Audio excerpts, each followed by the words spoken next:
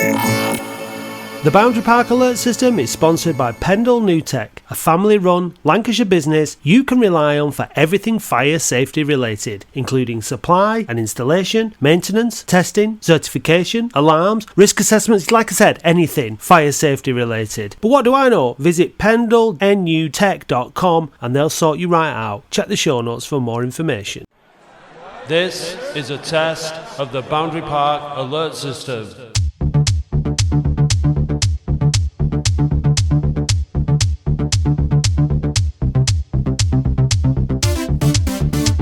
Hello and welcome to the Boundary Park Alert System with me, Matt Dean. I'm joined, as always, by Andy Halliwell in London. How are you, Andy? Yeah, I'm in good spirits. You? Very well. I've just had a lovely breakfast. Lovely. Like breakfast or brunch? Or late breakfast. Anyway, leisurely Sunday morning. Very, very well. Woke up this morning and Latics had won again yesterday, which is, just becoming a very, very consistent habit. 4 green ticks. I know, and we play Notts County on Tuesday to make it the 5th. Wow, what a difficult game that's going to be to make it the fifth green tick. But yeah, it's all good, isn't it? I mean, wow. We've got a fan guest who I bumped into, or rather, who collared me yesterday in the Rochdale Road end. So I've met the fan guest very, very briefly prior to his appearance on the podcast. But Andy, I'll let you do what you do with the fan guest, please. Yeah, fan debutant, if I'm right. Can you tell us, when was your first game, fan guest? Hi. My first game was, I think it's the first game that's been mentioned before. It was, I think, October 1982. Newcastle. 2-2 draw, famous one where Terry McDermott got sent off, 2 yellow cards. Kevin Keegan played, and at the end, if I remember rightly, the Newcastle fans near rioted, and I remember sort of speeding up Oldham way of avoiding a few bricks in an old Vauxhall Opel Chevrolet with my dad, my brother, and his a neighbour. But yeah, that was like my first memory. What was it about that game that a lot of people went to? Was it because Keegan was coming to town? Was it a particularly big attendance? Well, I think it was. I think Keegan coming to town was definitely because it came off the back of the World Cup as well. I think in '82, which he played in.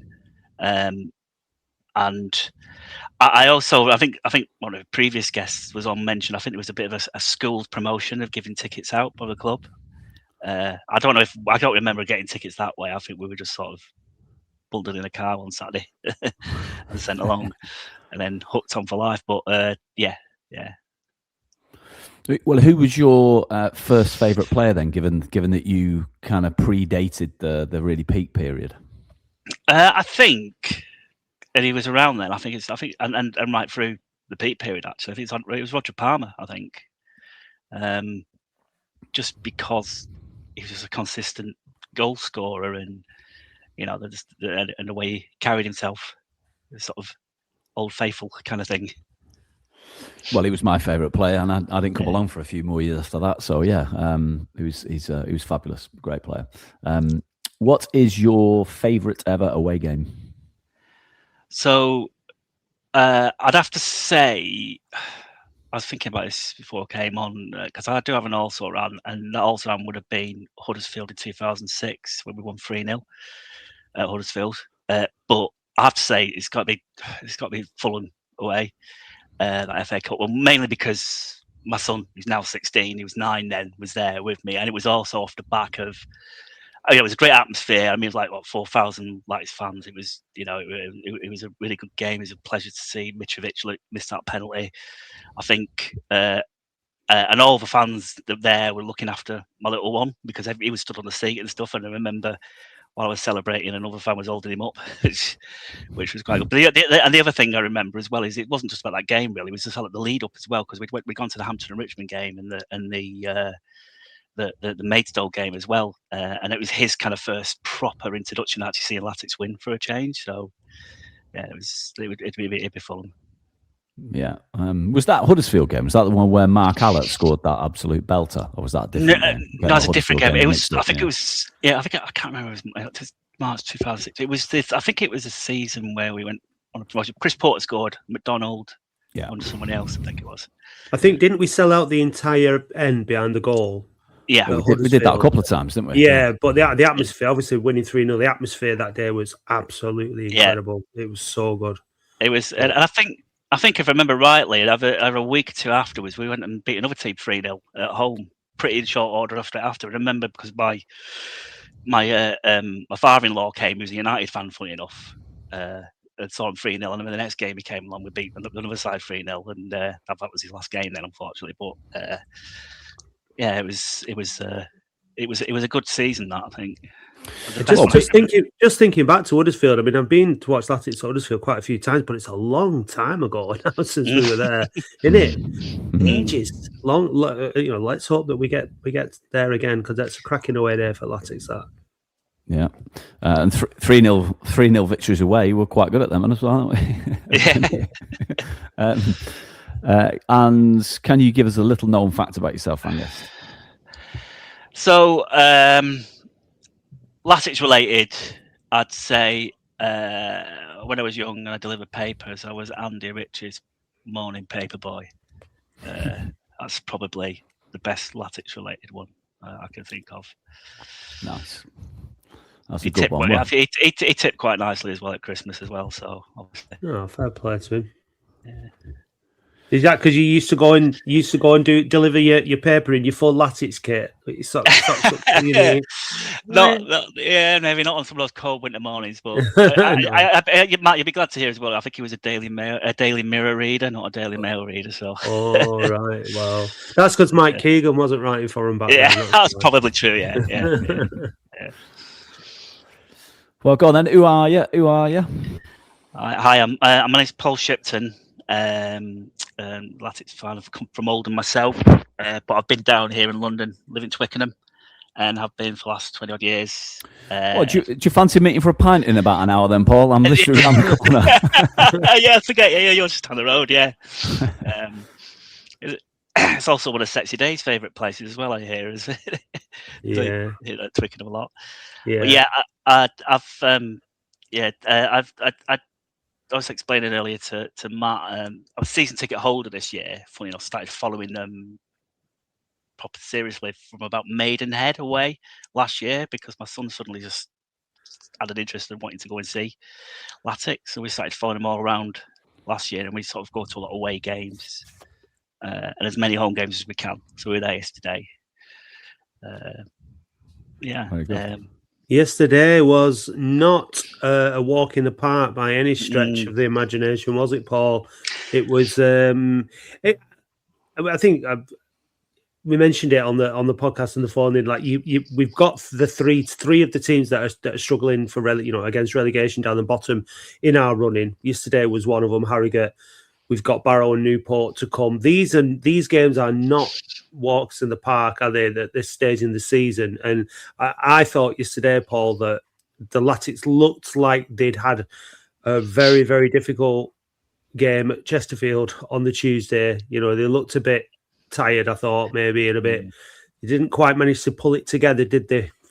Consistently over the 90 minutes. It was a bit of a struggle yesterday. Yeah, no, I agree. A couple of them did look pretty leggy, and I think the two for me who distinctly seemed to struggle was Drummond and Hammond. Not terribly, they weren't poor, but they weren't as sharp as they were, I thought, on Tuesday and in other games. And it was a tight game as well, I thought. I think you clearly to tell Harrogate were fighting for their lives, kind of thing. But funny enough, my son Michael, he's 16. He was with me, and he went to the Harrogate game, funny enough, with his mum. Previously, he said that it was a not too dissimilar game to the Harrogate game. It was very gritty, sort of no one side getting on top, but we scored when it mattered. And I think to me that's a good sign of where we're at as a good team, because that's the kind of games you want to win, isn't it? Those games where you don't particularly dominate or on top, but you still come out with a win. Yeah, definitely. It was very similar, in fact, because we scored from a set piece in both of those games. and it was really tight. And Harrogate can count themselves as unfortunate not to have come away with something. They obviously had a very, very good chance where they hit the post. Bit of uncharacteristic sloppiness from Manny, I think it was. Let the ball bounce, and then before you know it, he had two Harrogate players on him, and they managed to get a shot away. And I tell you what, from the Rochdale Road end, Paul, you'll have heard it. It proper cracked that post, didn't it? You really heard it. It really rattled around the stand. And you were like, "Oh my god, that was close." And then obviously right at the end, the chance that Hudson saved with his legs. It was a good save as well, because he really got something on the ball and it cleared the danger area. So they weren't, based on yesterday's performance, they weren't the worst team we've seen at Boundary Park. They managed to cause us some problems, but it was just again a bit just scrappy, and we just didn't really get it together. But teams that win when they're playing like that are teams that are in form, and things go for you when you're in form. We've seen it. I mean, the most obvious example was Walsall at home, when the dearly departed, don't worry, he's not dead, Luke Hannant, he's just gone to Rochdale, which some may argue is worse than death. But he's set them up, didn't he, with their own goal, with that back pass, and Walsall scored. And Walsall were in great form at that time, and everything seemed to go their way. Just same with Cambridge when they were on that fantastic run. Last minute penalty at Shrewsbury. Things just go your way when you're in form, and amazingly, we're that team at the minute, and it just went our way yesterday. Jake Leake, Andy, coming out of nowhere, both at the back of the penalty area or the 6-yard box and off the bench, and to score a winner. Didn't see that one coming. You'd have had a pretty good odds on your betting slip if you'd have bet on Jake Leake to score the winner yesterday. No, he did pretty well with it, because as the keeper was coming across and the ball was moving quite slowly, it was quite difficult to see how he had to crane his neck and sort of head it back, beyond where the keeper come from. So he did well to finish it. It was a good finish, given he's not a centre forward. I think it's. I like the fact that I thought Hawkes was absolutely magnificent when he came on. He really changed the game, I thought. Great runs, direct, and also his decision-making to put Mikey in for those 2 chances that Mike had to finish the game off before the end were really good. He waited, delayed, and then passed it at the perfect moment right into Mikey's path. So it's great when you've got players that can come off the bench and affect the game. Here's a question for you, Andy, on Hawks there then. Stevens has come off early in the last couple of games, and I think he's struggled to have quite the impact. He's had a very, very difficult season with injuries. You mentioned Ollie Hammond before, Paul. I think we're talking about 2 lads here that haven't had much football, aren't probably 100% match fit. They're up to the levels. Would you start with Hawks on Tuesday night against? Has he done enough? I think he seemed more of a danger than Stevens in the time he was on yesterday. But having said that, Hawks has not had a great season for injuries either. So do you think there's an argument for that, Andy, on that left-hand side? Do you know what? I think the beauty is, no matter which one of the 2 of them was named in the starting lineup and which one of them was on the bench, I'd be happy either way. And I think that's probably a good sign, isn't it? That definitely that's up to the manager to decide upon tactically what do they bring to the game, who they up against in terms of the fullback that they're going to be running up against. I just think it's great that we're able to switch it. So whichever one you start, you can bring the other one on as fresh legs on 60 minutes, then that can potentially change the game. So I'm not too fussed. Ollie Hammond, I mean, we haven't spoken. Obviously, you did the phone in on Thursday following the Chesterfield game, but I thought Ollie Hammond was absolutely brilliant in that game, stretching the play, running at people. He was an excellent foil for Mike Fondop, who had another magnificent game on Tuesday. I thought Mike was absolutely brilliant. Not as good yesterday. Not everybody, quite a lot of players weren't as good yesterday. Maybe tired legs, what have you. But, if we can come out of those games, I was expecting us to, not pick up 3 points yesterday. So I was delighted that we did. Playing scruffily and winning is a good sign. So I don't really mind. I just like the fact that the players we've got on the bench, like Jake Leake, can all come on and affect the game. I think probably the 2 things I would probably say is that Matt Hudson, amazing. He pulled off 2 saves that he kept us in the game. And Robson, also brilliant. But the 2 that I've got an eye on that I think could do with a rest, potentially, or we could do with swapping in and out, are...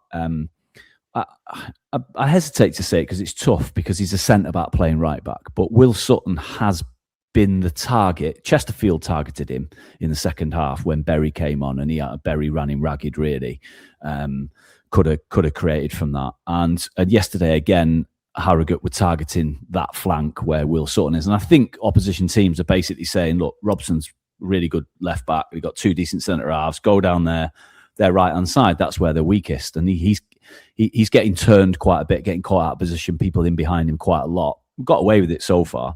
He's not. Can I just say on that? I thought Tom Pett played really well yesterday, and I thought one of the things that he was doing was a lot of cover for Will Sutton. I thought Tom Pett, it was just his off the ball work, his tackling, his running down, his chasing, his intercepting. I thought he did really well yesterday.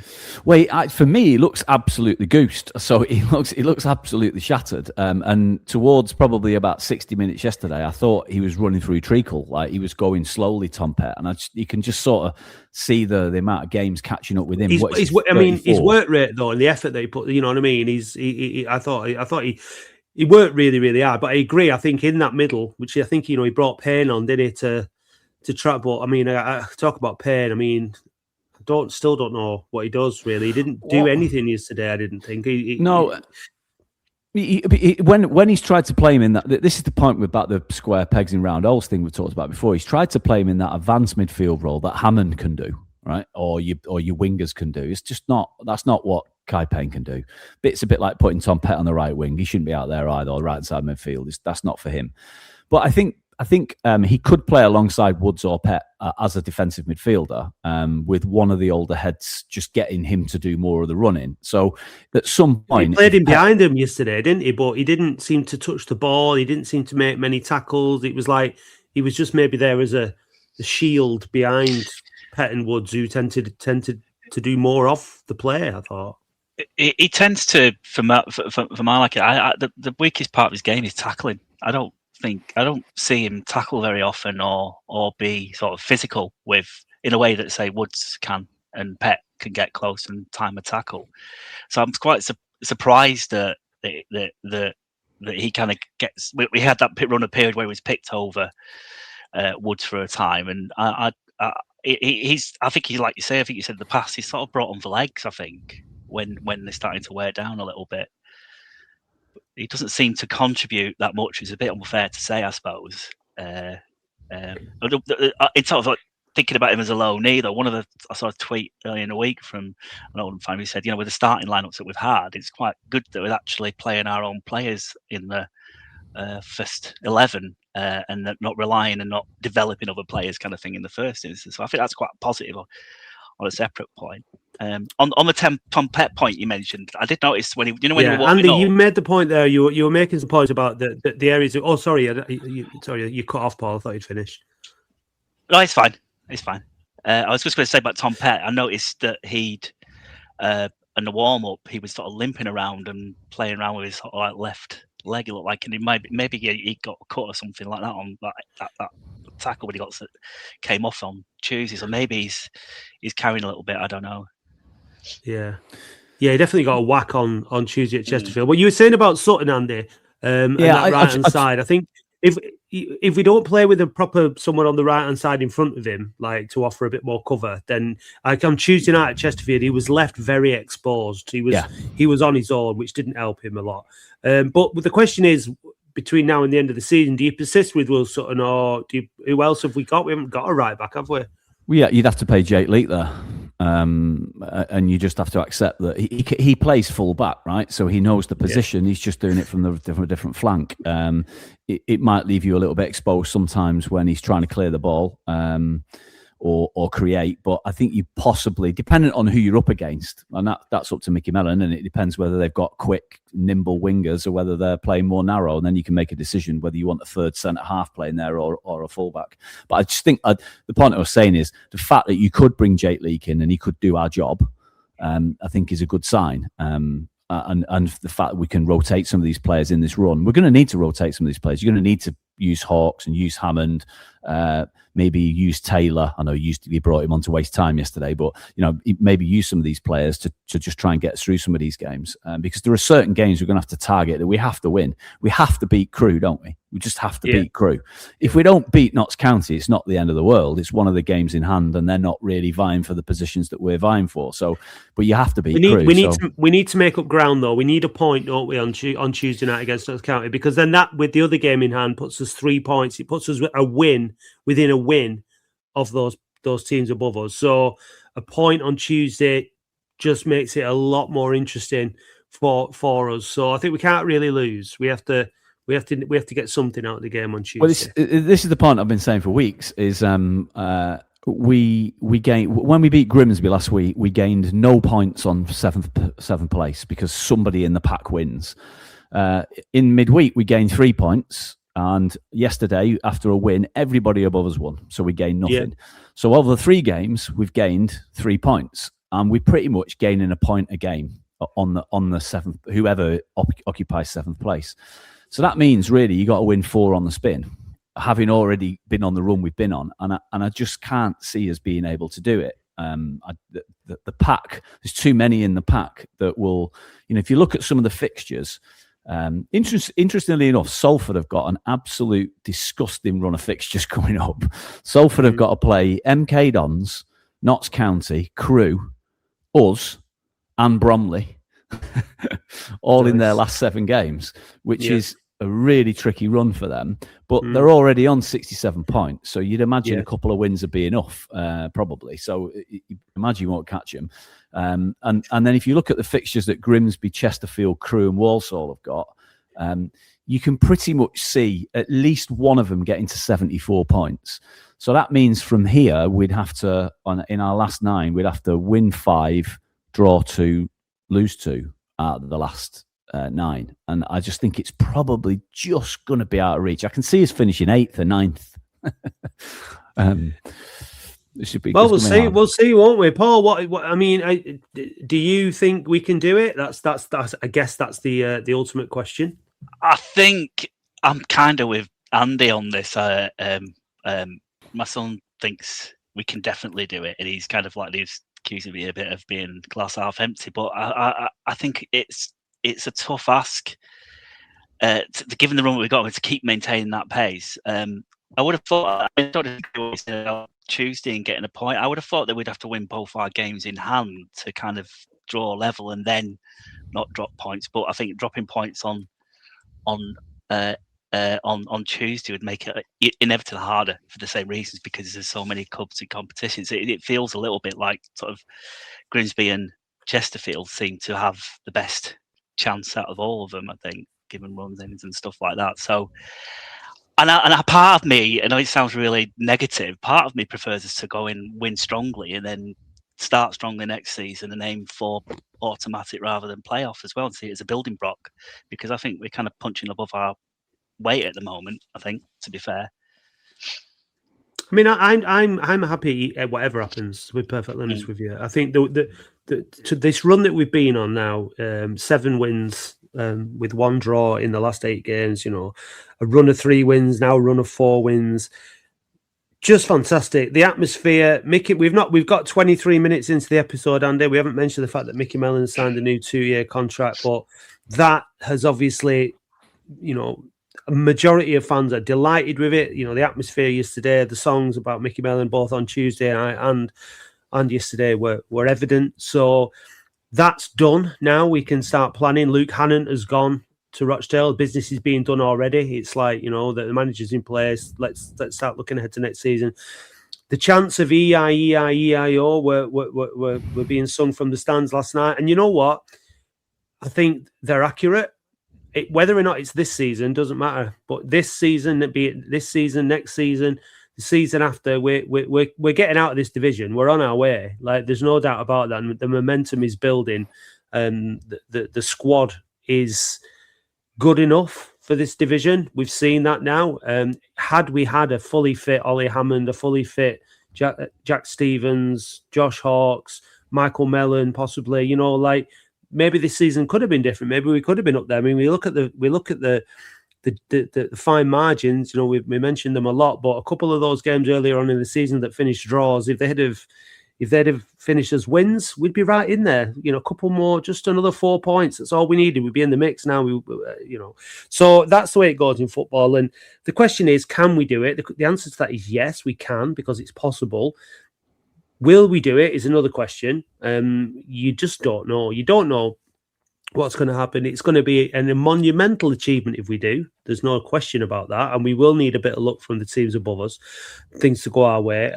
We'll have to play incredibly well. We'll have to be a bit lucky. But if we don't do it, if we do finish 8th or 9th or whatever, or 11th, we've had a great season. And next season is set up to be another great season. And how many times have we been able to say that, Andy, in the recent years? You know, we know who our manager's going to be because he signed an extension. We've got squad players that we really like.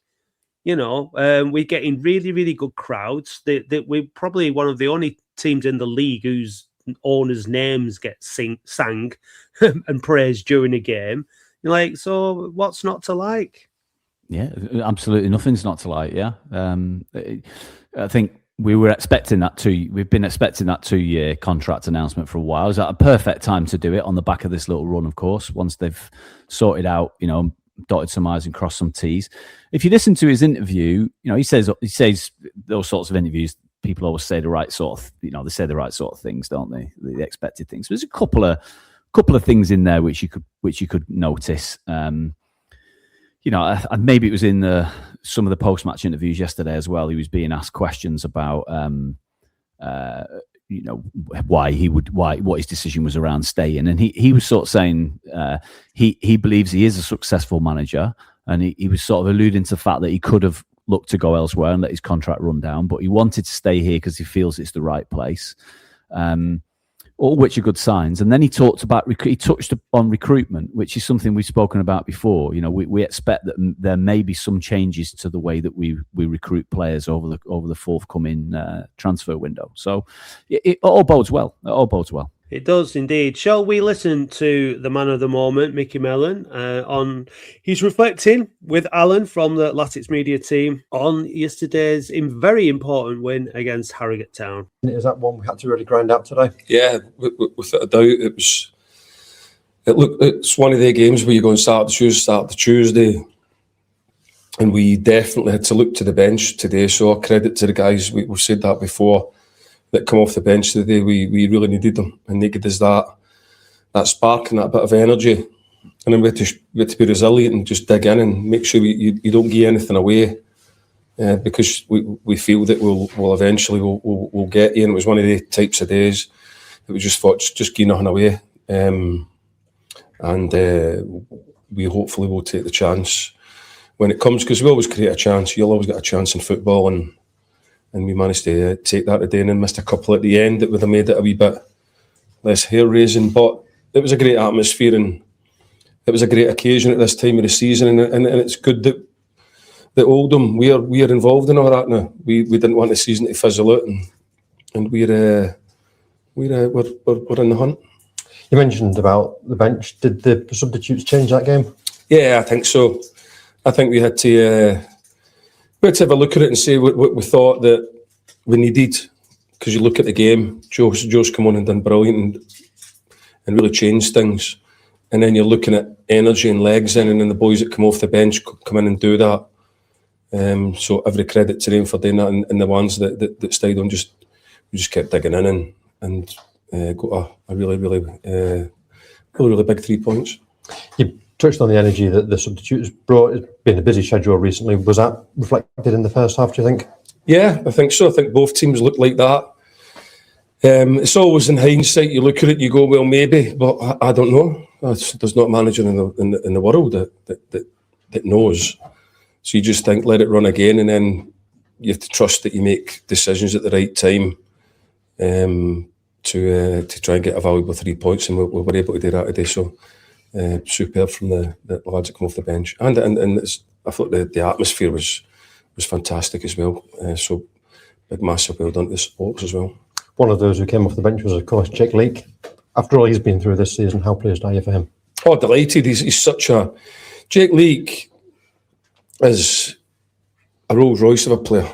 He really is. It's just, you just got to try and keep him fit. He's been so unlucky, but he is such a terrific talent. He has every attribute to be a top player, and it breaks your heart sometimes when he gets so much bad luck. But bringing him on like we did, we knew what we would do. He's such a great athlete and such a brilliant lad, and it was the right decision to bring him on. Obviously, because he scored. I never brought him on to score. I've got to be honest. You don't bring left-footed players on at right back to score goals. I don't think any manager could take credit for that. But he did a brilliant job for us. We've spoken about Matt Hudson regularly this season, and he's come up trumps again when needed, hasn't he? He has. He's made a good save. But by the way, their keeper's made. I'm looking back at some of the chances there, and Michael Fondop has gone through 1-on-1 with the goalkeeper twice, and their keeper has made 2 unbelievable saves. So every credit to him for that. And I mean 2 real proper saves. I couldn't probably ask any more of Mike, but the keeper's made 2 terrific saves. So both keepers have made brilliant saves, but we've come out the winners. 7 clean sheets now from the last 8 games. That's some record, isn't it? It is, yeah, but we want to keep going. We pat in the back for the work done, as I've said many times before. But now it's about Tuesday night now. It's about getting us recovered. Tuesday night under the lights at Boundary Park should be an absolute belter now, and that's the memories that we want to create, the moments that we want to create, the games that we want to give to the Oldham supporters. So we're really looking forward to that, and we will need to be at our best against a really good Notts County team. But we'll be ready. There's been some big games lately, and Tuesday's going to be another big game, isn't it? Oh, it'll be huge, yeah. It'll be huge. But we've got ourselves into a good position now. And Tuesday night gives us another opportunity, and it'll be up to us to be ready and go and fight and go and try and take that.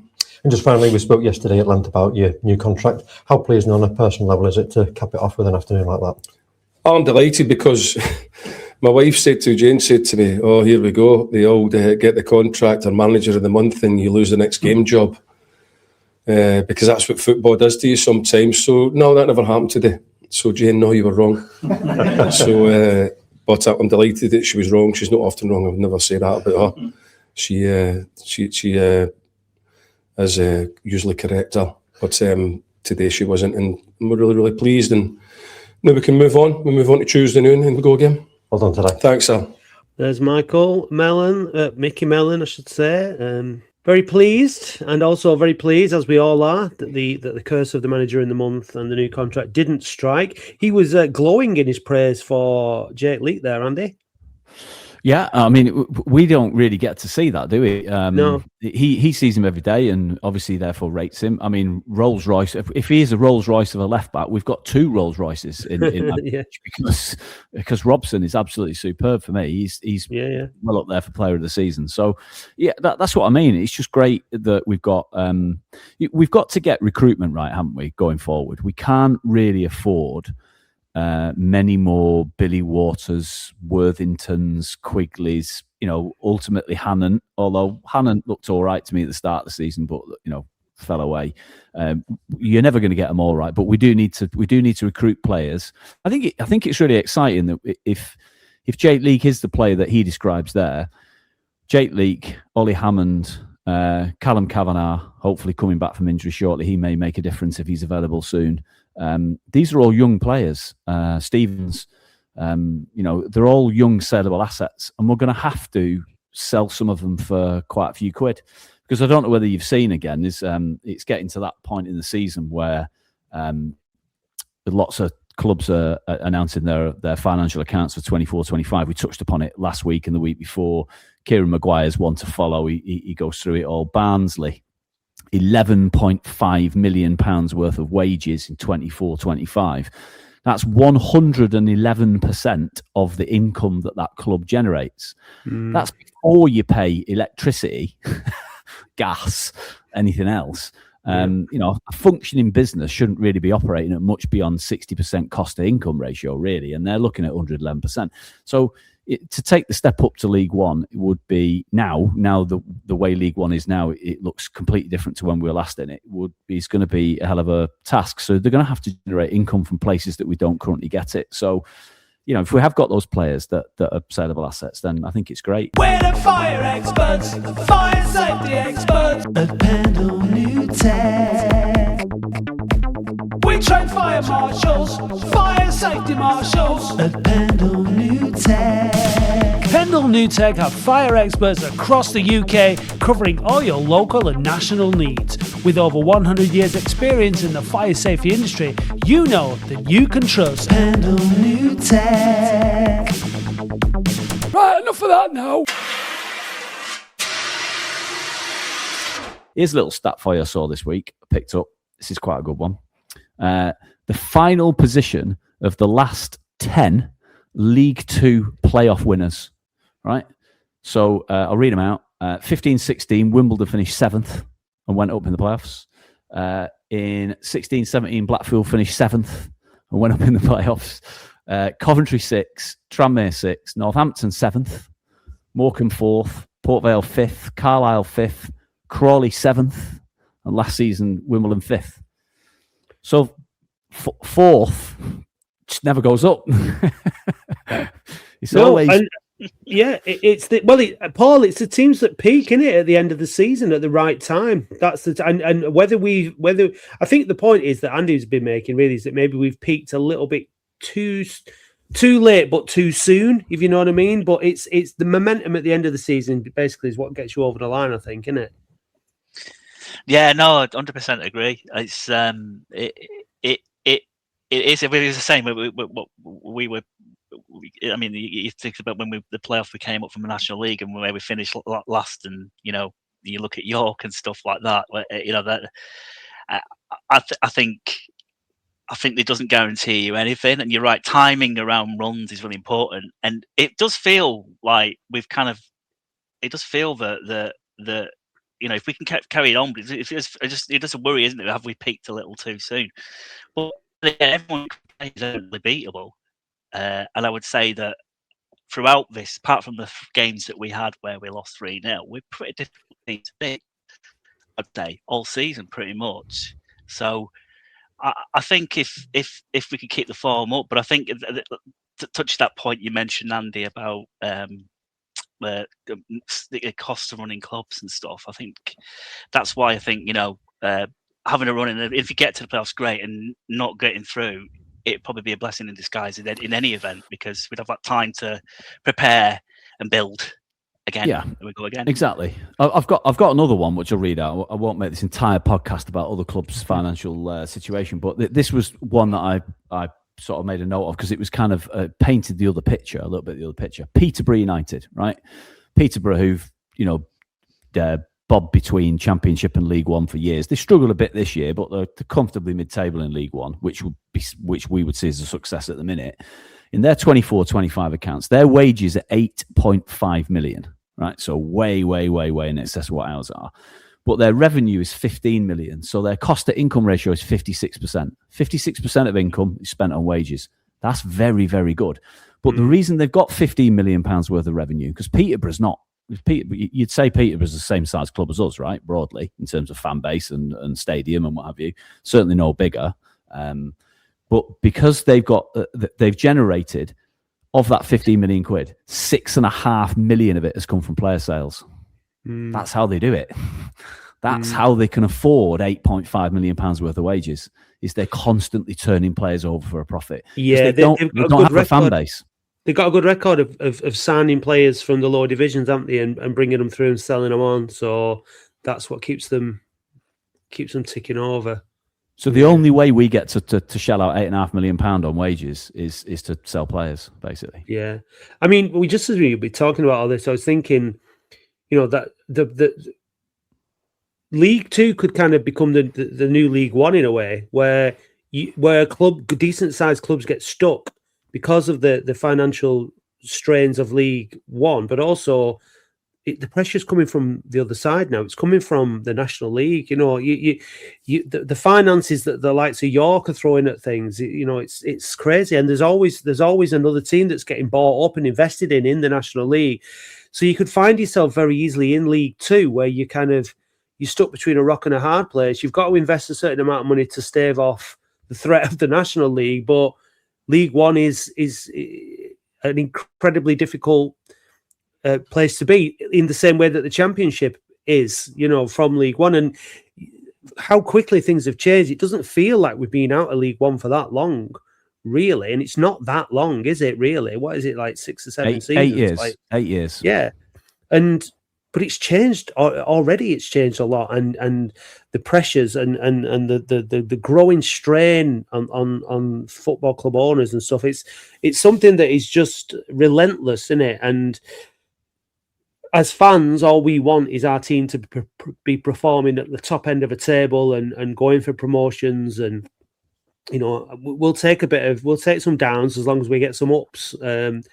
But what we don't want is stagnation.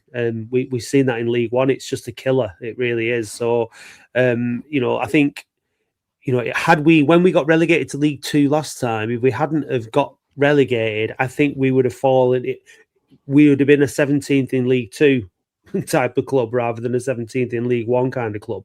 In a way, that relegation and the sale and everything else has kind of given us the chance to reset and look at us now. We're absolutely flying, and there's no reason to suggest that we won't be in the mix for automatic promotion next season. Should we kick off next season in League Two? And there's going to be some good again. I look at League One. I look at the National League, and I'm more than happy to be in League Two next season compared to being in the National League for the last 3 seasons. Some good fixtures: Port Vale, Rotherham coming down, possibly Blackpool coming down to League Two, Rochdale coming up, possibly York, Carlisle. It's going to be a good league. It's going to be a good season next season, especially if we're able to maintain or even improve on the form of this season. So I think it's reflected. I think it's reflected in the crowds. I think it's reflected in the atmosphere. Tuesday night at Chesterfield was absolutely fantastic. Loads of noise all the way through the game. Totally went there and dominated. It was very reminiscent. I said this about the Tranmere game, but same at Chesterfield. It was very reminiscent of the playoffs where we just dominated York City away. Just went there and just said, right, well, we're going to make all the noise and spur our team on, and we did. And I think it'll be the same at Crewe, because there's just an incredible amount of belief around the club and within the fan base. So brilliant. I actually think that we're more dominant force away from home, and I think obviously the results of under Mellon in particular have proven that, haven't they? Like with Paul, I don't know. You say you go to a lot of away games. Are you more confident in some ways of Latics away from home? We put 3 past Chesterfield, 3 past Tranmere, 3 past Gillingham in recent weeks away from home. Are we a better away team? Like a significantly better away team than home team? I don't think there's much difference in last year, because I think we were that last year. I think our home form has improved quite steadily over the last sort of last part half of the season. Like I said, thinking back to the games, even the Swindon game, I didn't kind of expect us to get the 3-0 drubbing we kind of got there. But that looked to me was like a bit of a blip, to be honest, compared to some of the. I was at the Bromley game, and we played really, really well. We were better than Bromley, and we a couple of dodgy penalty decisions, we would have won that. So I think we're a better away game, because I just think that with that style of Mellon style suits that away. But home has improved as well. So I agree. I think because we're a low possession team, aren't we? Really, we don't really dominate the foot. We had a smidge over 50% possession yesterday, I think, but that's because we're playing a team that are not high, particularly on confidence either, I think. But if you play in most teams, you look at the possession stats, we always have the ball for much less time than anybody else does in the league. And when you play a team, I can see the possession stats on Tuesday against Notts County being 70% possession, them 30% us, right? Yeah. And that's pretty much what it was at Chesterfield as well, by the way. Chesterfield dominated the football. But that's okay, because you can dominate the football and do nothing with it. So long as we attack with purpose and at pace. And what Mellon has got in the likes of Drummond and Stevens, with Fondop as that sort of pivot holding it up, and Fondop's been exceptional in the last month and a half at holding it up and laying it off and retaining the football, not giving it away, flicking it on for players to run onto. He's really pivotal in that sort of front 3-4. is we're a counter-attack team, and so it just lends itself to the home team trying to force the game, us having a solid shape and then breaking away at pace. Whereas at home against the Harrogate, the onus really is on us to try and break them down a little bit more, and we struggle a bit, don't we, with that? And so, as a counter-attack side, in many ways, Notts County will be interesting because Notts County will want to dominate the football, and they will. And we almost want to play it like, well, okay, well, you try and break us down, and we're just going to get away at pace. So we probably do need Drummond has to start, probably, because we want his pace in the side. And I guess who's quicker, Stevens or Hawks? Probably Stevens, maybe. I don't know. It's probably not much in it, but we're going to have to play with that sort of style to try and win games. When it's the onus is on us to break teams down, I think we struggle a little bit. Yeah, I was thinking that in terms of the Notts County game, I think we can be confident going into the game because it will be more like an away game. In the way that they play and the way that we play. So hopefully they'll do what Chesterfield did and play with a pretty high line and give us plenty of room to get in behind. Hopefully one of their players will foul Kane Drummond early on when he's clean through on goal and get sent off and that kind of thing. I'm sure they're going to be very much aware of what our strengths are, and they're going to try not to give us too many chances. But rowed on by what I think will be a good crowd on Tuesday night. Obviously, Tuesday nights tend to be a little bit quieter than a Saturday, but it's a massive, massive game, and it's just great. I mean, I'm just buzzing. I mean, if we do win on Tuesday night, then I'm just taking it one game at a time anyway. As long as we keep winning games, we're in with a chance. As long as we keep this run going, we're in with a chance. And if the run keeps going, then we'll see. I'm more than happy for us to get promoted when we're not necessarily ready for it. To be honest with you, bring it on. Do you know what I mean? All we have to do is finish fifth from bottom in League Two. In League One, if we do get promoted, and that'll do me. So, yeah, we'll see. But it's Latics Mind time. Paul, how do you normally get on? I'm just going to set my standards low and look up from there, I think. Best way. Yeah. They're you never know. They're always they're easy if you know them. You might get a question about the Newcastle United game in the 1980. Yeah, you never know. Andy, have you had a quick look through the questions? Are they tough looking, or is there some bankers in there? I think there's one or two that you should be able to get. I don't think there's any from 1982, although there's a couple of old ones actually. See that, Paul? There's one or two that you should get. So if you get none now, then it's even worse. All yeah. Well, we wish you the very best of luck, and let's play Latics Mind. Latics Mind is sponsored by Oldham Athletic Supporters Foundation, investing in the fans, the club, and the community. Join today at oasf.co.uk for just £12 a year. OASF, because we're stronger together.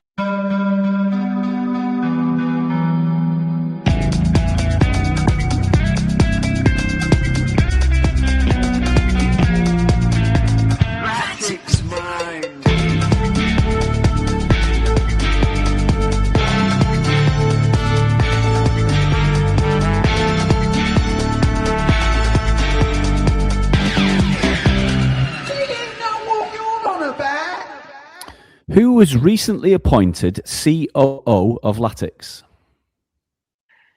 Pass. Who won the National League playoff final in Latics' first season down there? Bromley. No, it was Tuesday's opponents, Notts County. How many full-time managers did Latics have in the 1970s? 2. Wrong, it was 1. Jimmy Frizzle. Yeah. Who was Latics' top scorer when they reached the playoffs in 2006, 2007? Was it Chris Porter? Correct, it was. Which former Latics winger is retiring from football after 32 years in various roles at Norwich City?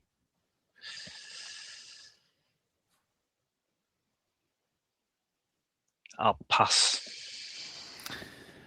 Before Mike Fondop, Andy Ritchie and Roger Palmer. Who was the last Latics player to score 50 league goals or more for the club?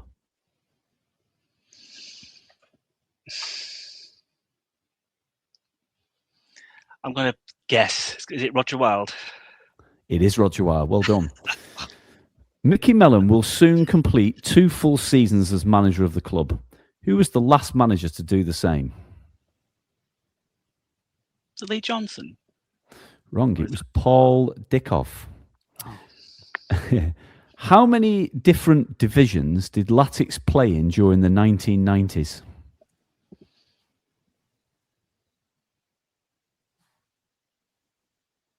Three. Correct. How many times have Latics worn their 3rd kit this season? 0. Correct. I've started, so I'll finish. I've just begun to ask that question. Latics were relegated from the Championship in 1997 alongside Southend United and who else? I'll have to pass that. I can't remember. Okay, not even could have had a guess. I think you got 1, 2. I think you got 4 there. Oh, okay. That's very That's good. not bad. That's very good. Right, few passes in there, Matt. Who was recently appointed COO, Chief Operations Officer? Well, I was talking to him last week, so I should get this right. It's Craig. Is it Dobson? His surname? Dutson, Dotson. Dutson. Craig Dutson. Yeah. Very good. Very good. Which former Latics winger is retiring from football after 32 years in various roles at Norwich City? That's got to be Neil Adams, hasn't it? It is Neil Adams. And the final pass. Latics were relegated from the Championship in 1997 alongside Southend and who else?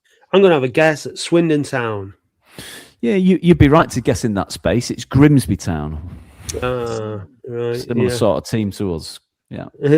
Yeah. Well, if they got relegated from the First Division Premier League around that time, so I figured maybe they were on a free fall as well. So, but you did well there, Chris Taylor. I didn't get that one. I did get a couple of others though, so I got a decent score today. I got a few right. So happy days. Yeah. Well done, Paul. Oh, thanks.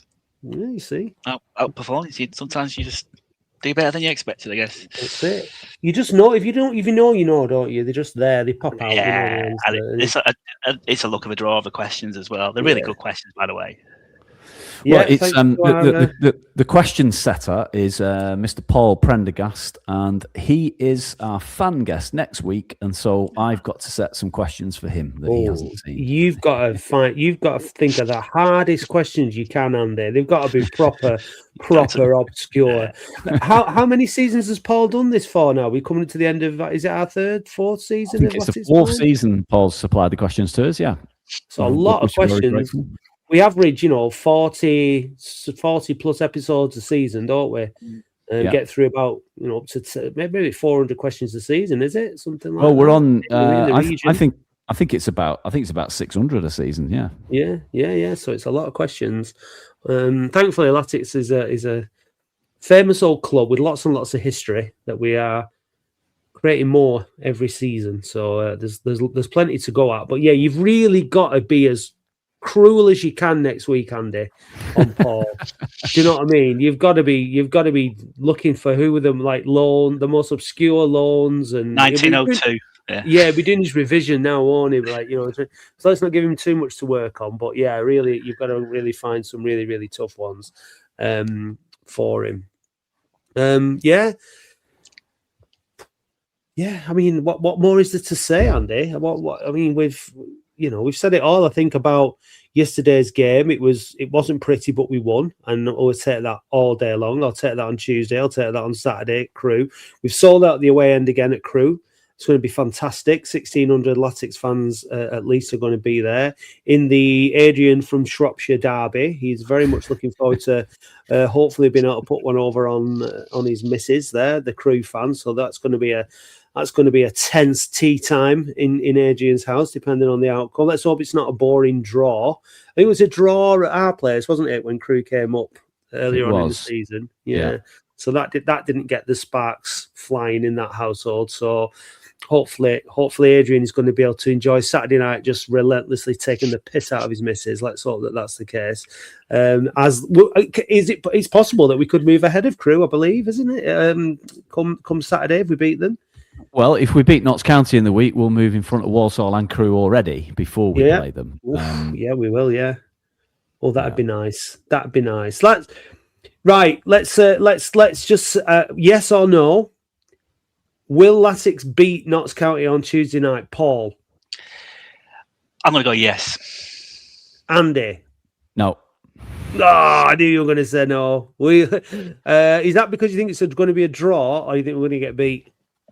I just think it'll be that they're a really good side. They've got a lot of attacking talent in that side. I think they'll score. I don't see us scoring a hatful.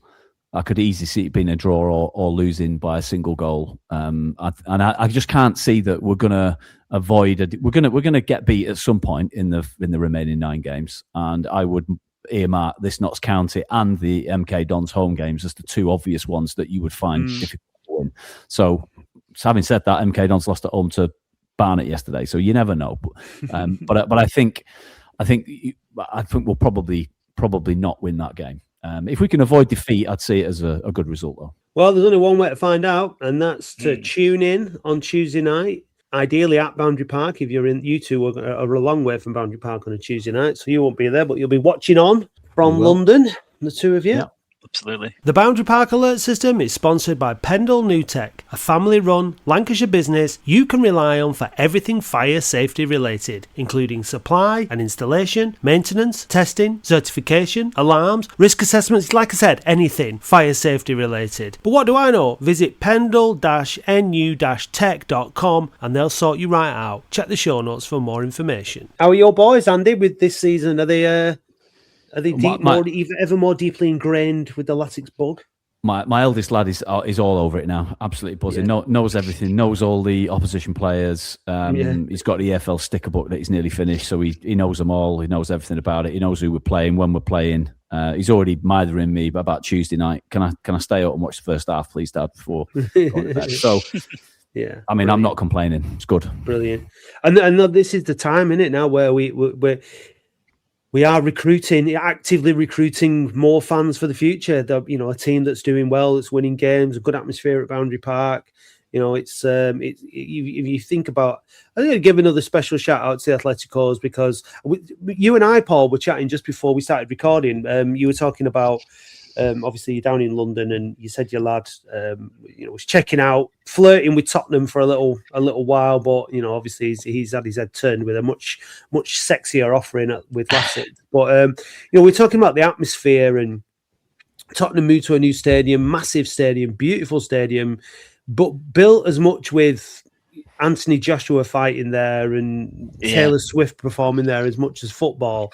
And we were saying about how in Europe, a lot of these big clubs in these big stadiums, they still have an atmosphere they generate an atmosphere that we don't get in the Premier League, because they have these big banks behind the goal of dedicated ultras and fans that make the noise and that are there to do that and that only. It seems the lads within the Atleticos, off their own back, when we were absolutely shockingly bad in League One, a handful of them gave that a go, and it's obviously growing every season with the success of the team. And we've got something at Latics that a lot of the bigger clubs don't have, and it's just you were sitting quite near them yesterday, weren't you, Paul? And what a difference it makes having a group of young fans like that with that energy and enthusiasm.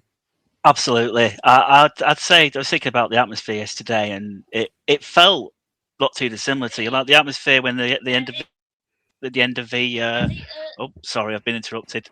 It's all right. Okay. Michael's in the shower. That's live TV. Okay. So yeah, I'll start that again.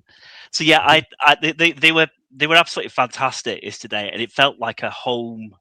The last game of the home, last game of the season at home. There was really massive buzz, and they were singing all the way through, apart from maybe a small brief couple of times. And they do do bring. You can see it lifts the players up, and there's a response from all the players as well. On the pitch from it while they're playing as well. So it just adds that weight, and you don't get that in other bigger games that I've ever been to. Say in the Prem or something like that. Maybe you might get it in the Cop or something like that, or occasional other teams. But something like other stadiums, there's a very sort of banal sort of feeling that you get that we certainly don't get at Latics. Yep, it's all good, isn't it? All good. Yeah. We have no complaints. Whether or not we'll get 10 more years, Mickey and Mel, remains to be seen. But we'll definitely get 2 more years, and I'm here for it. Andy, thanks as always for your input today on the podcast. Cheers, mate. And Paul, very nice to briefly meet you yesterday. Very nice to talk to you this afternoon. Well, thank you to both having me on. Thank you.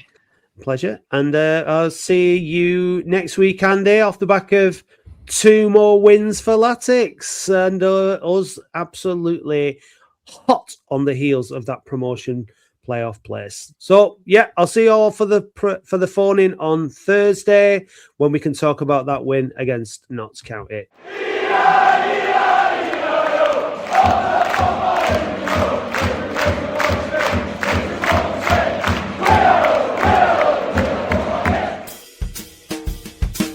Hey Dave, did you know that listeners can now buy us a coffee or any other kind of hot beverage? Ooh, Hey, what's your favourite hot beverage, Dave? a macchiato. And how do you like your macchiato? Black with lots of milk. No cream? No, Well, if you want to buy Dave macchiato. then go to buymeacoffee.com/We Are Oldham. I'll just have a Nescafe. Ooh, thank you, listeners.